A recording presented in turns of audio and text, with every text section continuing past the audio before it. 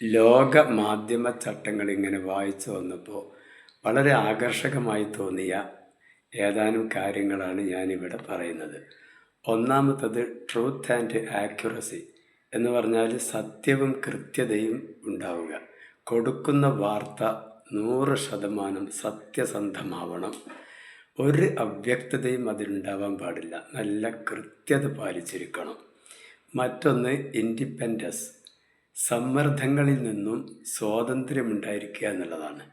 സമ്മർദ്ദങ്ങൾ എന്ന് പറയുമ്പോൾ ഒരു വാർത്ത കൊടുക്കുമ്പോൾ ചില രാഷ്ട്രീയക്കാരെ അത് ബാധിക്കുമെന്ന് കണ്ടാൽ കൊടുക്കരുത് എന്ന് പറഞ്ഞ് വിലക്കാൻ വരുമ്പോൾ അതിന് പറഞ്ഞ് അതിൽ നിന്ന് പിന്തിരിപ്പിക്കുന്ന സമ്മർദ്ദതന്ത്രങ്ങൾ ഉപയോഗിക്കുമ്പോൾ ഈ റിപ്പോർട്ടർ, ഈ ജേർണലിസ്റ്റ് അതിലൊന്നും വഴിപ്പെട്ടു പോകരുത്.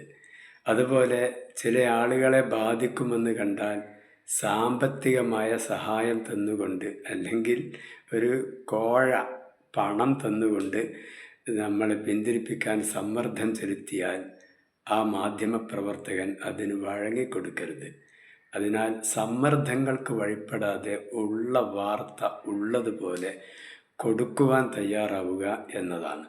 മൂന്നാമത്തേത് ഫെയർനെസ് ആൻഡ് ഇമ്പാർഷ്യാലിറ്റി, അതായത് നീതിബോധമുണ്ടായിരിക്കണം, നീതിപരമായിരിക്കണം. ആരോടും അനീതി കാണിക്കരുത്. വാർത്ത കൊടുക്കുമ്പോൾ ആളും മുഖവും നോക്കിയിട്ടായിരിക്കരുത് വാർത്ത കൊടുക്കുന്നത്. നീതി എല്ലാവർക്കും നൽകണം. അതുപോലെ തന്നെ പക്ഷപാതം കാണിക്കരുത്. ഈ ഒരുപക്ഷെ താൻ വിശ്വസിക്കുന്ന രാഷ്ട്രീയ പാർട്ടിക്ക് എതിരായിരിക്കും ഈ വാർത്ത എന്ന് കണ്ടാൽ പോലും അവിടെ പക്ഷപാതിത്വം കാണിക്കരുത്. അല്ലെങ്കിൽ തന്നെ ബാധിക്കുമെന്ന് കണ്ടാൽ പോലും അതിന് പക്ഷപാതിത്വം കാണിച്ചുകൊണ്ട് വാർത്ത കൊടുക്കാതിരിക്കുകയോ ഉള്ള വാർത്തയിൽ തിരിമറി കാണിക്കുകയോ ചെയ്യരുത്. അതാണ് ആ പറഞ്ഞ സംഗതി. നാലാമതായി അക്കൗണ്ടബിലിറ്റിയാണ്. അക്കൗണ്ടബിലിറ്റി എന്ന് പറഞ്ഞാൽ നല്ല ഉത്തരവാദിത്വ ബോധം ഉണ്ടായിരിക്കണം. താൻ നൽകുന്ന വാർത്തയുടെ 100% ഉത്തരവാദി താനാണെന്ന ബോധമുണ്ടായിരിക്കണം. അത് നാട്ടിൽ എന്തൊക്കെ വിഷയങ്ങളുണ്ടാക്കും, എന്തെല്ലാം കുഴപ്പങ്ങളുണ്ടാക്കും, ഈ നാടിനതെങ്ങനെ ബാധിക്കുമെന്നൊക്കെ ഒരു ബോധം ആദ്യം ഉണ്ടായിരിക്കണം ഒരു വാർത്ത കൊടുക്കുമ്പോൾ. ആ വാർത്തയുടെ പൂർണ്ണ ഉത്തരവാദി ഞാനാണ് എന്നുള്ള ഒരു ബോധം അയാൾക്കുണ്ടായിരിക്കണം. പിന്നെ അതുപോലെ പിഴവുകൾ വല്ലതും പറ്റിക്കഴിഞ്ഞാൽ അത് തിരുത്തുകയും വേണം.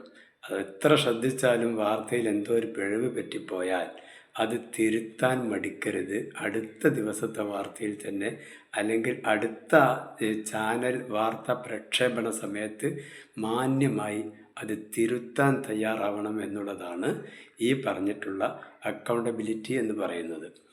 അഞ്ചാമത്തതാണ് ഹ്യൂമാനിറ്റി. അത് മനുഷ്യത്വ ബോധമാണ്. മനുഷ്യരാണ്. അപ്പോൾ മാനവിക ബോധത്തോടു കൂടെയുള്ള വാർത്ത കൊടുക്കലായിരിക്കണം. മനുഷ്യരെ ആരെയും വേദനിപ്പിക്കുന്ന വാർത്തയാവരുത്. ചാനലുകളും അതുപോലെ മറ്റ് പത്രമാധ്യമങ്ങളുമൊക്കെ നാട്ടിൽ ഐക്യവും സ്നേഹവും സൃഷ്ടിക്കുന്ന വാർത്തകളാണ് കൊടുക്കേണ്ടത്. തമ്മിലടിയും സംഘർഷങ്ങളും ലാത്തിച്ചാർജും വെടിവെപ്പും കത്തിക്കുത്തും രക്തസാക്ഷികളെ സൃഷ്ടിക്കലും എല്ലാം നടത്തുന്ന ഈ ഒരു സംഘർഷഭരിതമായ സ്ഫോടനാത്മകമായ വാർത്തകളൊന്നും തന്നെ കൊടുക്കരുത്. അതൊന്നുമില്ലാതെ ആരെയും വേദനിപ്പിക്കാത്ത മാനവികതയെ ഉയർത്തിപ്പിടിക്കുന്ന വാർത്തയാണ് കൊടുക്കേണ്ടത്. അതാണ് ഹ്യൂമാനിറ്റി എന്ന് പറയുന്നത്. ആറാമത്തെ കാര്യമാണ് ട്രാൻസ്പാരൻസി, അതായത് ഉറവിടം. എവിടെ നിന്നാണ് ഈ വാർത്ത ലഭിച്ചതെന്ന അതിൻ്റെ ഉറവിടം കൃത്യമായി പറഞ്ഞിരിക്കണം. അതുപോലെ ഉദ്ദേശ്യം എന്താണ് എങ്കിൽ അതും തുറന്ന് പറയണം. അപ്പോൾ അത് പത്രത്തിൽ വാർത്ത കൊടുക്കുമ്പോൾ പറയേണ്ടതല്ല, അല്ലെങ്കിൽ ചാനലിലൂടെ പറയേണ്ടതുമല്ല. ഏത് വാർത്താ ചാനലാണെങ്കിലും പത്രമാണെങ്കിലും അതിനൊരു എഡിറ്റോറിയൽ ബോർഡ് ഉണ്ടാവും, അല്ലെങ്കിൽ പത്രാധിപരുണ്ടാവും. അപ്പോൾ ആ എഡിറ്റോറിയൽ ബോർഡിനെ സമീപിച്ചിട്ട് ഈ വാർത്ത കിട്ടിയ ഉറവിടം ഏതാണെന്ന് കൃത്യമായി റിപ്പോർട്ടർ തുറന്ന് പറയണം. ആ വാർത്ത അവിടെ കൊടുക്കാൻ വേണ്ടി താൻ എന്താണ് ലക്ഷ്യമാക്കുന്നത്, തൻ്റെ ഉദ്ദേശം എന്താണ് എന്നുള്ളതും അവിടെ വ്യക്തമായി തുറന്ന് പറയണം. ഇതൊക്കെ മാധ്യമപ്രവർത്തനത്തിൻ്റെ ചട്ടങ്ങളിൽ പെട്ടതാണ്. അതേപോലെ ഏഴാമത്തെ ഒന്നാണ് പബ്ലിക് ഇൻട്രസ്റ്റ് എന്ന് പറഞ്ഞാൽ ജനങ്ങൾക്ക് നന്മ ലക്ഷ്യമാക്കുക എന്നുള്ള. ഈ നാട്ടിലെ ജനങ്ങൾക്ക് വാർത്താ മാധ്യമങ്ങൾ, ചാനലായാലും പത്രമായാലും നാടിൻ്റെ നന്മയാണ് ഓരോ വാർത്തയിലും ലക്ഷ്യമാക്കേണ്ടത്.